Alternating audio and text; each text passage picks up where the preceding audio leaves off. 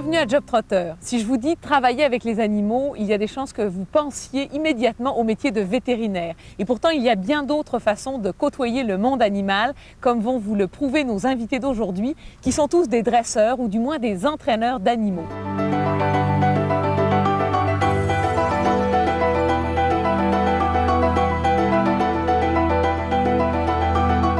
Des sables aux neiges du Québec, le danger existe toujours quand on vit du contact avec les fauves et les loups.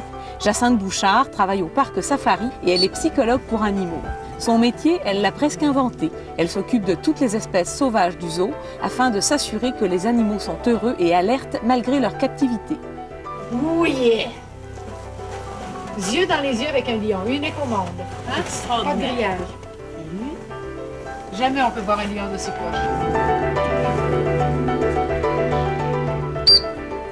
Mais je pense qu'il faut être tombé dedans quand on est petit. Alors, ça vient de la passion des animaux. Je pense que ça commence très, très tôt.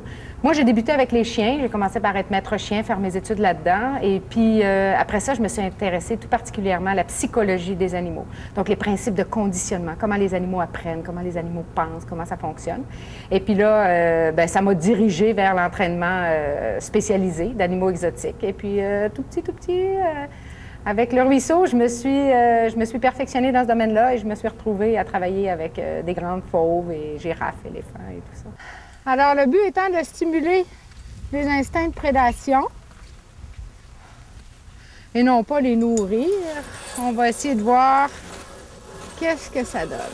On a un programme qui est très proactif, dans le sens où on ne va pas attendre que les animaux aient des problèmes comportementaux, par exemple, comme de faire du pacing là, en français, ou d'avoir des comportements stéréotypés avant d'intervenir. Donc, on a un programme qui était proactif d'enrichissement, et ça, c'est une tâche qui est tous les jours, tous les matins, on doit aller voir, qu'est-ce qu'on va faire comme enrichissement aujourd'hui, est-ce que ça fonctionne, comment on peut travailler mieux, et puis c'est très, très encadré, ce programme-là, et ça demande beaucoup de temps.